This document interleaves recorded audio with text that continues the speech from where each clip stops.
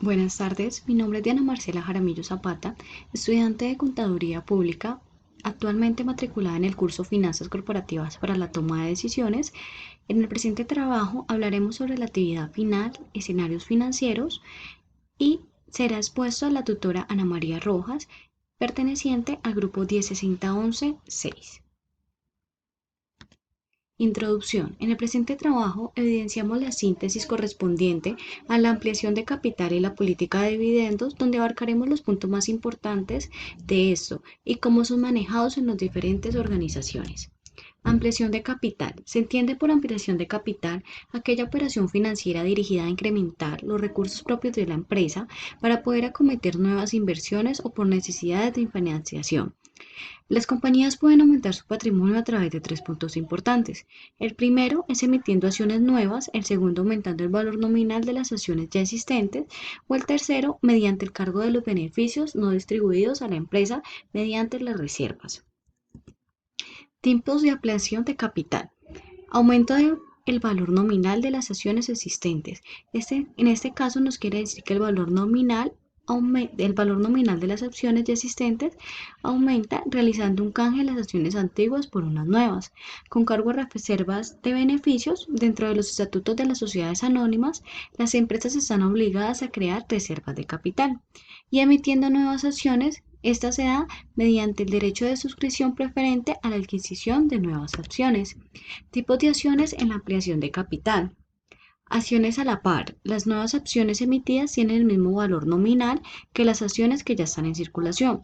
Las acciones sobre la par, en este caso, son las nuevas acciones las cuales llevan asociadas una prima de emisión y las acciones liberadas son las emitidas con un cargo a reservas.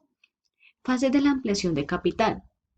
Las ampliaciones de capital se realizan en tres fases diferenciadas. El primero es el acuerdo de la Junta General. Las ampliaciones de capital deben ser de los propios socios quienes los aprueben. Las propuestas de ampliación deben realizarlas el órgano de la administración, incluyendo de esa forma donde quedarán literalmente en los estatutos sociales y serán modificados por esta cuestión. La ejecución de acuerdo. El desembolso del capital debe ser íntegro, en caso contrario se considera nulo. Deben plasmarse en actas que se levante la finalización de la Junta de Socios. Igualmente, debe hacerse la escritura pública ante el notario, en la cual se reflejará mediante el certificado emitido por el órgano de administración lo acaecido a la Junta de Socios, así como la composición y distribución del capital y la nueva redacción de los estatutos sociales.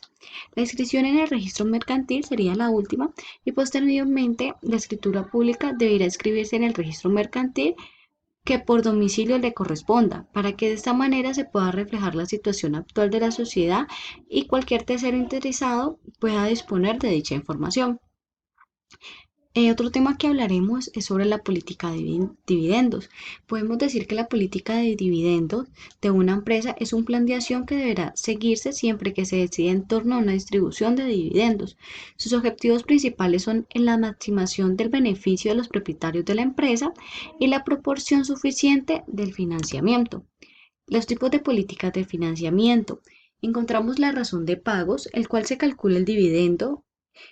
el dividendo en efectivo por acción de la empresa.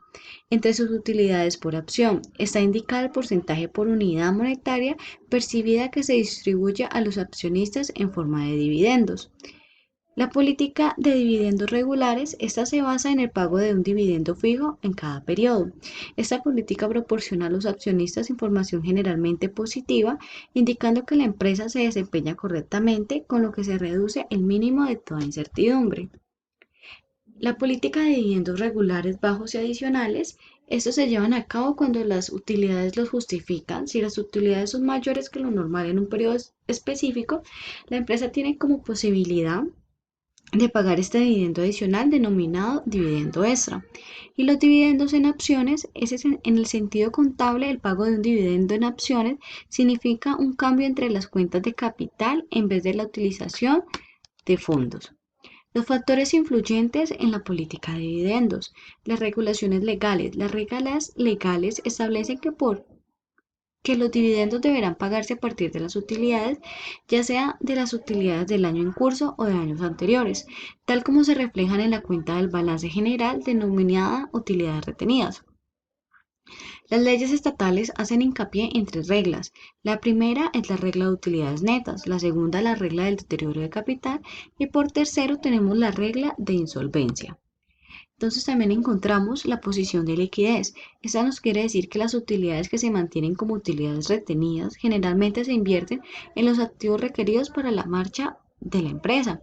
La tasa de expansión de activos, mientras más rápido crezca una empresa, mayores serán sus necesidades de financiar y la expansión de activos.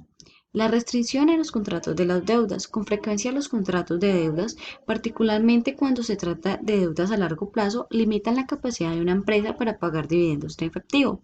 Y la estabilidad de las utilidades, las cuales que con frecuencia una empresa con utilidades relativamente, esa se establece de una, se puede decir, predecir en forma aproximadamente cuáles serán las utilidades futuras que van a tener las diferentes organizaciones. La distribución de dividendos. Aunque el reparto de dividendos depende de las leyes de los países y el común acuerdo de los accionistas de las empresas, debemos tener en cuenta que es importante determinar el dividendo de las acciones. Lo podemos hacer mediante cómo proporcionar el constante de utilidades. Esta se define un porcentaje del periodo para repartir y capitalizar el resto.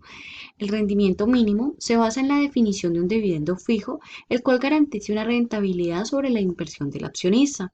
El dividendo regular y extra consiste en definir cómo regular una cifra periódica por una acción y complementar con dividendos adicionales si los resultados lo permiten.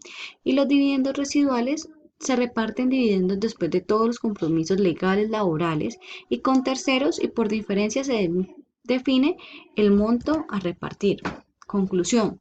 Podemos concluir que la ampliación de capital nos permite incrementar cada uno de los recursos propios de la empresa mediante inversiones o financiaciones por necesidades que ésta posea.